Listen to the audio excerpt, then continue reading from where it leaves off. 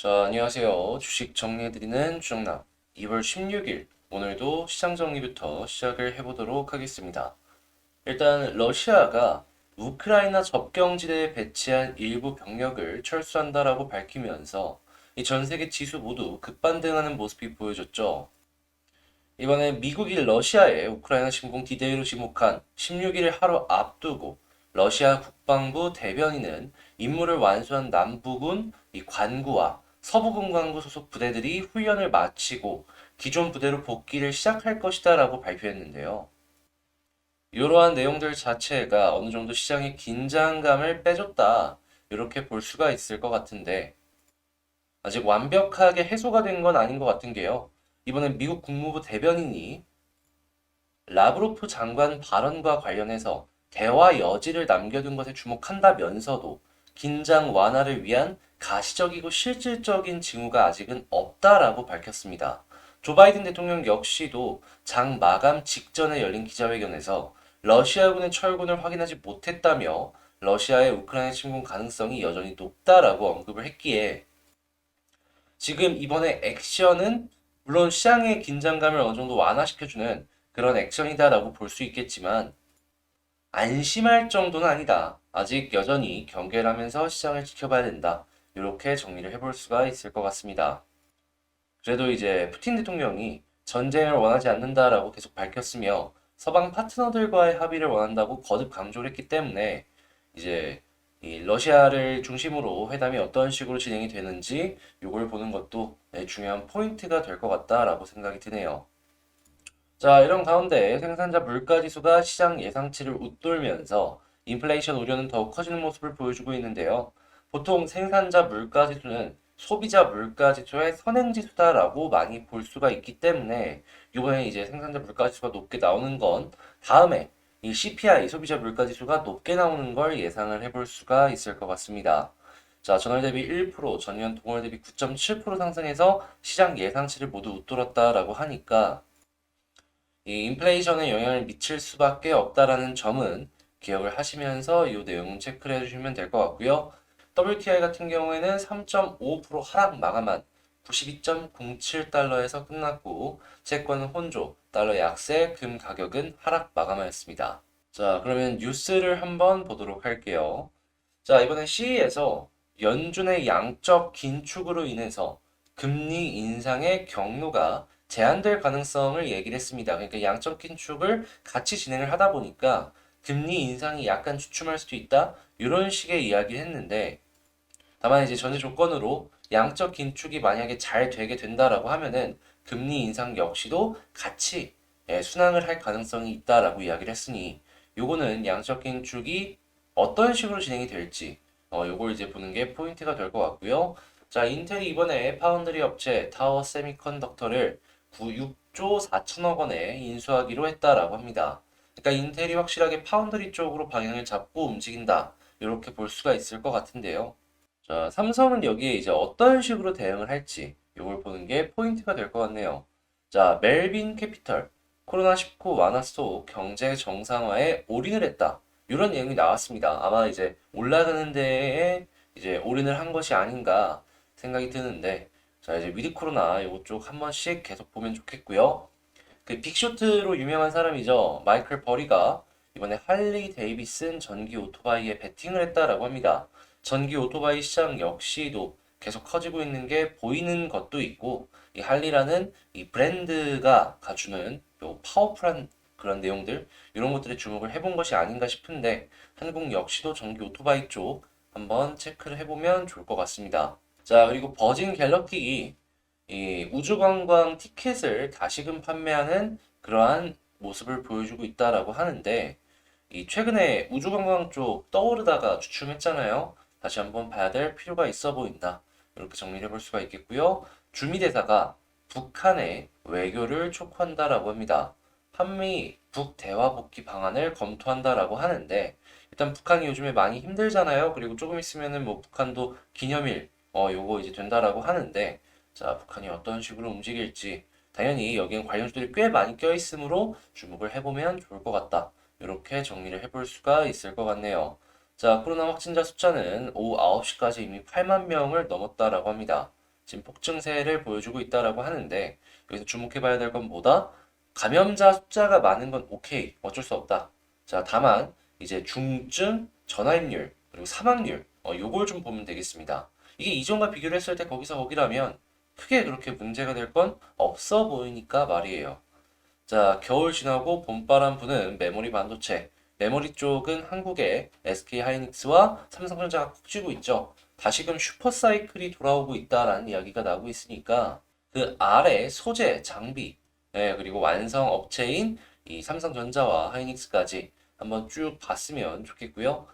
자, 그리고 수입 물가가 지금 30% 급등했다라고 해요. 당연히 인플레 우려는 한국 역시도 커지는 상황이다. 이렇게 볼 수가 있을 것 같은데 근데 이 인플레를 잡는 방식이 공기업의 손해를 어느 정도 유도를 하면서 인플레를 좀 지키는 그러한 모습을 보여줬단 말이에요. 근데 이러한 모습들은 대선 끝나면은 다시 이 원래대로 시장의 논리대로 진행이 될 가능성이 높기 때문에 이제 한 5월, 6월쯤부터 인플레가 확 올라가지 않을까 싶은데 자, 일단 원재료가 만약에 안정이 되면은 그 우리가 예상했던 인플레 상승률보다는 조금 낮아질 수 있으므로 자, 원재료 가격 어떤 식으로 진행이 될지 이걸 집중해서 봐야 될 필요가 있어 보인다. 이렇게 정리를 할 수가 있겠고요. 자, 오늘 FOMC 의사록이 공개가 됩니다. 어떤 내용을 할지, 어떤 내용을 했을지 이거 주목해 보면 좋겠고요. 자, 1월 소매 판매, 1월 산업 생산 발표 예정이 오늘이므로 자, 여기 지표 중요하게 생각하시는 분들 같은 경우에는 이 내용 역시도 오늘 살펴보면 좋을 것 같습니다.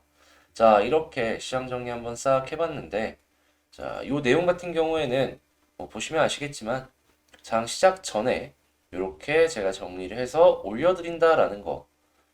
이 공부방에서는요, 여러분들께 이렇게 볼만한 내용들이 있는 리포트들도 그렇고 이 시장 정리 이외에도 뭐 이런 내용들 그리고 수급 분석 역시도 같이 이제 올려드리고 있거든요. 이제 같이 공부해보자라는 개념으로 이렇게 올려드리는 거니까 난 여기 와서 한번 공부를 해보고 싶다. 그리고 막 쓸데없이 막 몇십 개 올리고 이런 게 아니라 이게 딱딱 정리해갖고 보시기 편하게 올려드리고 있는 거잖아요. 이러한 방이 좀 필요했다. 라고 생각을 하신다면 이 텔레그램 링크 같은 경우에는 그제 채널 들어가면은 커뮤니티 있잖아요. 커뮤니티 들어가시면 거기에 링크 있으니 그 링크를 타고 들어오시면 된다. 이렇게 말씀드리도록 하겠습니다. 자, 다시 한번 말씀드리는데 제 이 방은 리딩방이 아닙니다. 같이 공부하는 방입니다. 공부하실 분 들어오세요. 자, 그러면 시장 정리했으니까 구독, 좋아요 한 번만 부탁을 드리면서 개별 종목 한번 보도록 할게요. 자, 제가 이번에 가지고 온 종목은 두산중공업을 가지고 왔습니다. 일단 두산중공업 같은 경우 최근에 많이 빠졌다가 이 반등하는 모습이 오늘까지 이어지면서 보여지고 있죠. 자, 하나씩 두산중공업 어떤 걸 보면 좋을지 체크를 해보도록 하겠습니다. 일단 나온 뉴스부터 보자면 뭐 알던 내용이에요. 구주 청약률은 105%긴 한데 유상증자 청약 미달이 조금 나오면서 10% 정도 급락이 나왔다.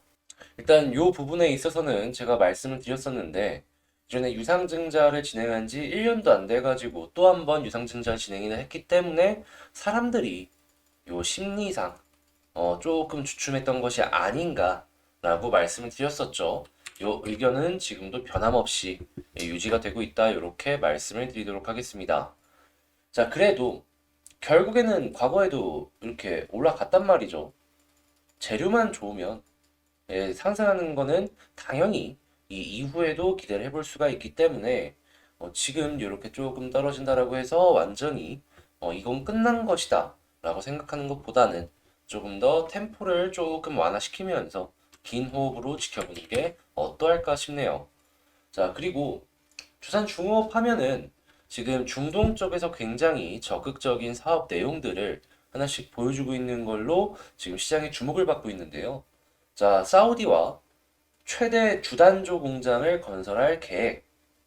이걸 이제 계약을 맺었다라고 하죠. 자, 사우디는 중동의 종주국 중에 하나입니다. 사우디에서 사업을 잘 진행한다라고 하면은 그 주변으로도 사업 영역을 확장해 나갈 수 있는 걸 기대를 해볼 수가 있기 때문에 제가 생각을 했을 때 이번 내용들 같은 경우에는 충분히 두산중공업 입장에서는 좋은 소식이다. 자, 이렇게 정리를 해볼 수가 있을 것 같습니다. 자, 그리고 현재 이 한수원에서 이 원전 관련된 내용들이 나오고 있는 걸 확인을 할 수가 있는데요. 자, 지금 이 원전에 대한 이 심리가 확실하게 돌아섰는지, 자, 일단 지금 이 원전에 관련해가지고 긍정적인 이야기들을 다시금 시작한 걸 확인을 할 수가 있거든요. 현 정권에서 이 원전에 대해서 굉장히 부정적인 스탠스를 취하고 있었는데, 지금 정권 말이잖아요. 그리고 이제 이 다음 후보들 역시도 이 원전에 대해서 나름 긍정적인 모습을 조금씩이나마 보여주는 걸 확인을 하기 때문에 이제 한수 원장이 조금 피해가기 위해서 이제 뭐 불똥이나 이런 거 튀는 걸 피해가기 위해서 이러한 식으로 지금 이제 얘기를 하는 것이 아닐까 싶네요. 당연히 이러한 부분들은 이 주식시장에 원전 관련해서 긍정적인 모습을 보여줄 수 있다. 이렇게 정리를 해볼 수가 있고 말이죠. 그러면 자, 두산중공업 입장에서도 그렇게까지 나쁘게 볼 필요는 없는 게 지금 상황이다. 이렇게 정리를 해볼 수 있겠죠. 두산중공업은 요거 말고도 수소, 풍력 이런 쪽으로도 이제 업계에서도 인정받는 주목을 받고 있으니까요. 다양한 부분으로 보았을 때 진짜 참 먹거리가 많다. 여기서 이제 물적 분할만 안 하면은 된다. 이렇게 정리를 할 수가 있을 것 같은데 자, 수급 한번 보도록 하겠습니다. 일단 두산중공업 수급을 먼저 본다면 최근에 이 저점 부근에서 외국인이 많이 사준 걸 확인을 할 수가 있습니다. 자, 떨어지고 나서 사는 것이기 때문에 이 바닥권에서 저점 매수를 진행한 것이 아닌가 생각을 해볼 수가 있을 것 같은데요.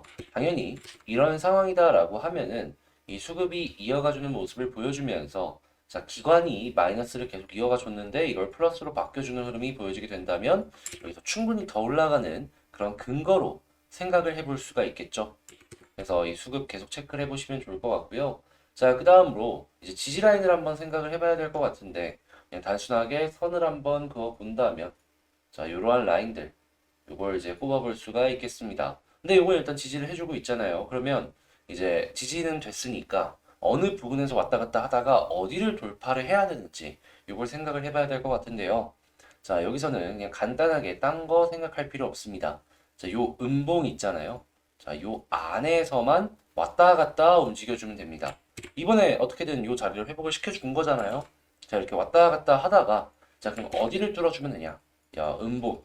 여기 위쪽 부분을 뚫고 위로 올라가서 자리 잡아주는 모습을 보여주게 되면 여기서부터 기대를 해볼 수가 있다를 첫 번째. 자, 그리고 만약에 21선까지 뚫어주게 된다면 자, 과거의 패턴을 봤을 때 이 종목의 특징은 하단 찍고 21선 돌파하고 상단, 하단 찍고 21선 뚫고 상단 이걸 반복을 했기 때문에 21선 상단까지 이렇게 올라가는 건 기대를 해볼 수가 있겠다.